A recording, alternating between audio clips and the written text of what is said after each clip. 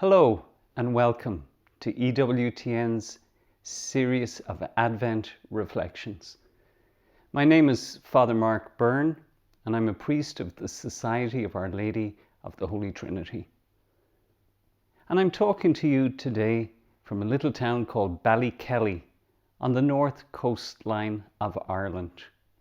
That coastline consists of the three counties of Donegal, Derry and Antrim. And we're right in the middle in the county of Derry. I'm at the Drummond Hotel, which houses a new Catholic initiative in education called Newman College Ireland, and we're in our third year. Named after Blessed John Henry Newman, the founder of the University of Ireland, who was beatified by Pope Emeritus Benedict XVI in 2010. I'd like to begin the reflection by considering what happened last Sunday.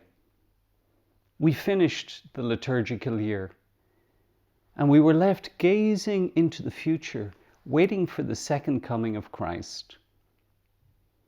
This Sunday, we turn around and gaze backwards to his first coming.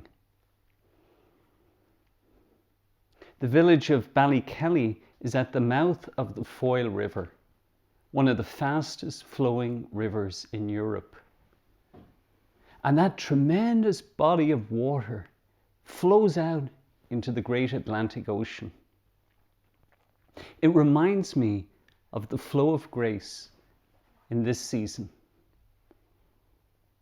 We are navigating two currents which run together with great power.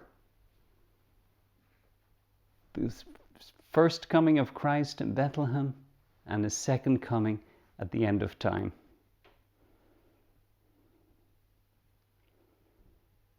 Isaiah, the great Christmas prophet, is the first reading on this first Sunday. He's the prophet that announces Emmanuel, born of the young maiden.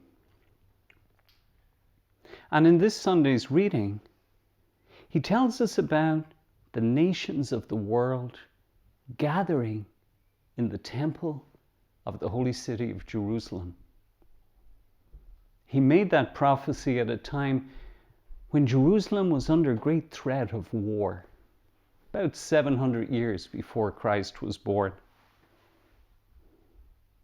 He says this, "Let us go up the mountain of the Lord, to the temple of Jacob, that he may teach us his ways, so that we may walk in his paths."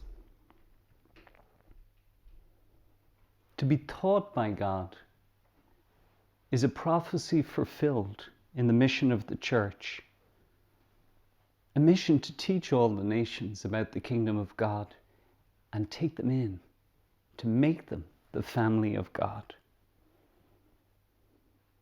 Therefore, Christ comes as a little teacher, born at Christmas time. Isaiah says that in order to learn, we must walk with the teacher. This is a long tradition in education. Even outside Christianity, Greek philosophers walked with their students. Jesus, the teacher, walked with his students. The great St. Paul, always on mission. C.S. Lewis was born here in Northern Ireland. And at a time when he was struggling to become a Christian, he says in his autobiography, Surprised by Joy, that when he was teaching at Oxford, he said one day to his students, "How do you think the Greek philosophers considered the subject of philosophy?" And one of his students reminded him, it wasn't a subject for the philosophers. It was a way. And Lewis said, that broke through something in his mind. He said, that's what Christianity is. We learn on the way with Christ. Therefore, Isaiah says, let us go up to the house of the Lord. All the nations entering God's school to be taught the architecture of a new city, the New Jerusalem, which lies in our future.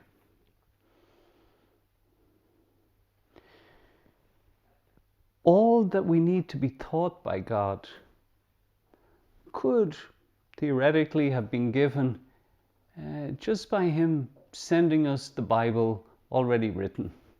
All the instructions we might need to get to heaven.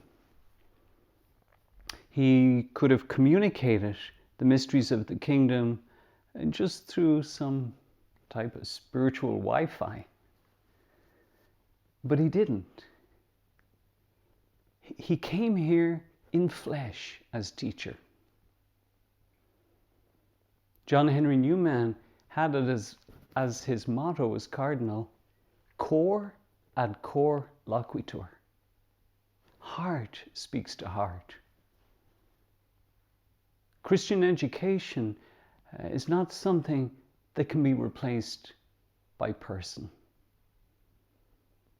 Sometimes when you talk to students nowadays, they'll say, well, I'm going to college because I need a degree to get a job, to earn money. And with that mindset, it really doesn't matter who your teachers are. You could even have a machine do the teaching, because all you're doing is seeking information. But we see that Jesus came into this world not simply to inform us. The birth of Christ tells us that being taught by God is not utilitarian. It's not its usefulness. It's first of all relational, like everything in the Most Holy Trinity. It's all about the relationship with the teacher. And therefore, Christian education depends totally on the mystery of person, the persons of the teacher and the persons of the students. Therefore he says to you, I have made known to you everything I learned from the Father. Jesus doesn't just tell you that God is his Father and God is your Father. He actually communicates grace into your soul so that he gives you his knowledge of the Father and his love of the Father as your possession. That's what separates divine teaching from human teaching. However, the great dignity of the human teacher is that they participate in the one teacher and the origin of all teaching, who is Jesus Christ. Therefore, Jesus invites you to know and love the Father as he knows and loves the Father. But it is a school only open to the meek and humble of heart. He says no one is allowed into the interior life of the Trinity unless they have this humble and pure heart. Sometimes when I'm at funerals nowadays, people say, well, he made a good effort. And the only thing God is asking is that you make your best effort. And Jesus is saying, it's not about your effort. You put in an effort and you reach the end of your life and you get some type of grade from God, which only reminds you that you failed to reach A plus.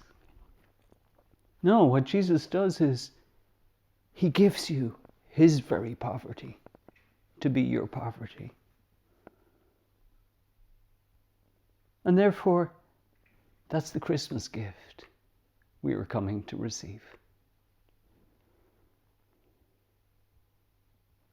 Please join me again in a few moments for our continuing Advent reflection. In the meantime, you will hear from some of our students who would like to tell you about their life here at Newman College. Thank you.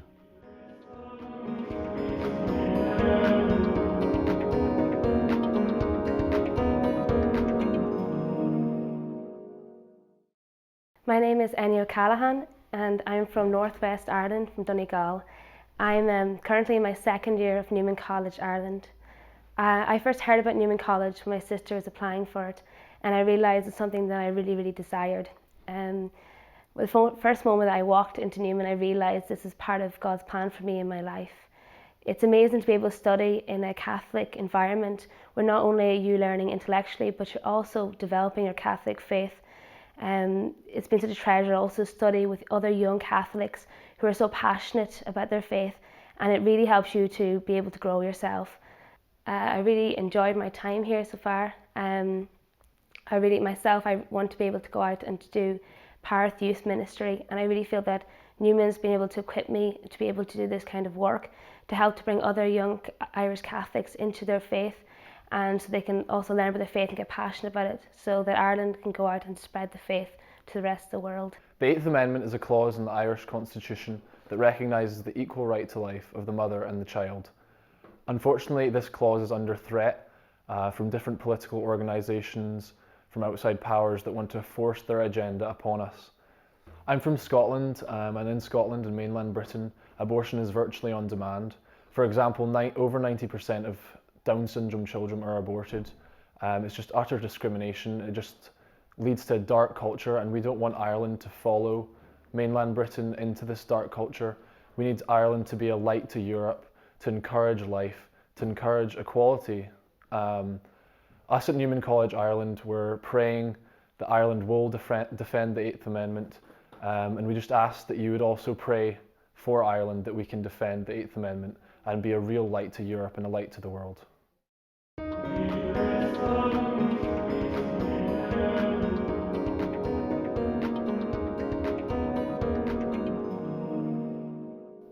Hello, and welcome back to our continuing Advent reflection. My name is Father Mark Byrne, and I'm speaking to you from Newman College, Ireland, here in the little village of Ballykelly on the north coastland of Ireland.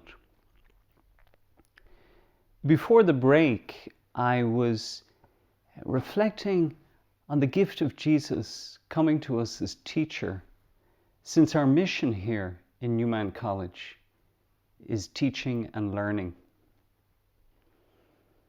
The true definition of an education might be for a Christian that it is an exchange of art and science between two people who are beloved of each other. I noted in the first half that the utilitarian approach to education, I needed to go somewhere and do something with my life, is not primary. Primary is the relationship. The names teacher and student are relational names. No teacher makes any sense without students, and vice versa. This little chapel here in the Drummond Hotel in Ballykelly is called the Oratory of St. Joseph. And we see that model of Christian teaching in the relationship between Jesus and St. Joseph. St. Joseph, the man under whose guidance we will be making the Advent journey to Bethlehem. St. Joseph and Jesus exchanged the art and science of the workshop, in a relationship of belovedness. That's the profound work of Christian education. This area of the country at this time of the year gets very, very dark. I often say of the little village where I work, it's a good place to pray, to contemplate. Because we are preparing in the darkness to receive a gift of light. The teaching of Jesus and his church. Come, O house of Jacob, let us walk in that light. Therefore Jesus walks with you and takes you into light. This will be my first Christmas without our founder, Father James Flanagan, who died on Holy Thursday last at the age of 92. When I was in Rome a number of years ago, working on an advanced degree, Father Flanagan would be in his room in the morning. The seminarians would be gone to school, to the different colleges of Rome. Being a graduate student, I had a very flexible schedule. And so I had the privilege of spending time in Father Flanagan's room. One time we were talking about Christ the teacher. And I remember how Father Flanagan's face lit up.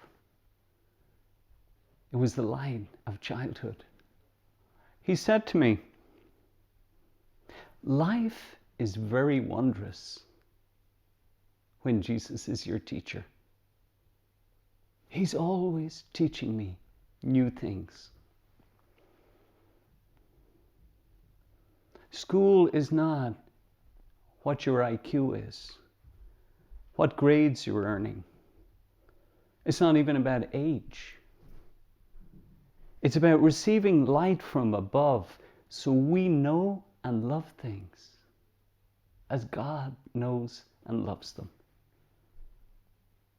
And God loves to teach you things as he knows and loves them." Pope St. John Paul II was like that. Mother Teresa of Calcutta. You could see they were always at school with Christ. Therefore, they were always young and filled with light. Pope St. John Paul II actually asked us at the beginning of this third millennium, as the church moves in a new mission of evangelization, to stay in school. He said, stay in the school of Mary, the Eucharist, and all the saints. We've got to attend 3 schools at once. And those who spend time in prayer and adoration are receiving great gifts of light in our times. Light that teaches them about what God has prepared for those who love him.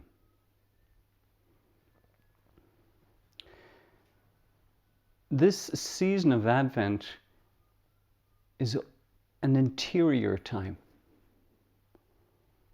Light rises first in the pregnant Virgin Mother before it dawns on the rest of the world. And so she teaches us to enter into the peaceful darkness of her womb to reach the source of light.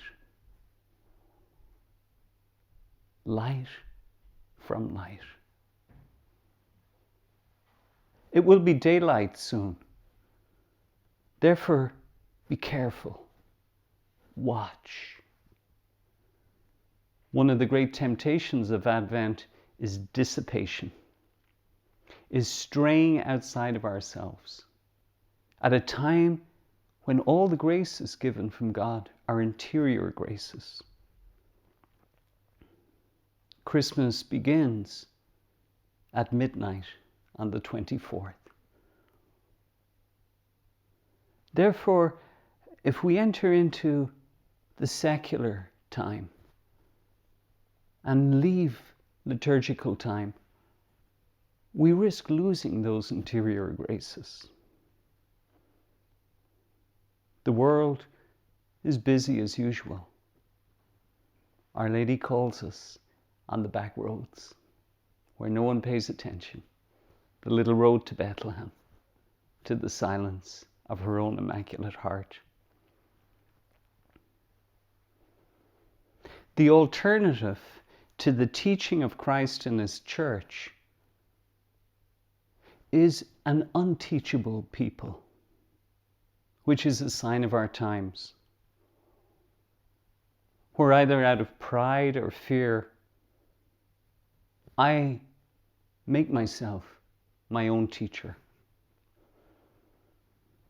The Latin word docere, which means to teach, is the origin of the word docile, not a popular word in our culture. It has the connotation that if I'm docile, somehow people can pull the wool over my eyes or walk all over me. But docile means simply to be teachable. What happens to us if we're unteachable? When children are unteachable, everybody's disturbed. Nobody learns anything. The teacher has to resort to discipline, even stop teaching. Only those who listen to the Father and learn from Him, Jesus says, can come to Jesus. Only the meek and humble of heart. The world suspects nothing in its busyness at Christmas time. But we're told by Jesus Himself, the hour is here. The day of the Lord is upon us. Stay awake. The Master is seeking to be welcomed, and the burglar must be kept out. Keep the light on inside your house to attract the Divine Master who is seeking refuge, and to deter the burglar who comes to steal divine life. Keep your lights and lamps lit and a good supply of oil. The distant horizon of the second coming of Christ in glory at the end of time depends on our gazing first as children. Because the child sees everything new with original innocence.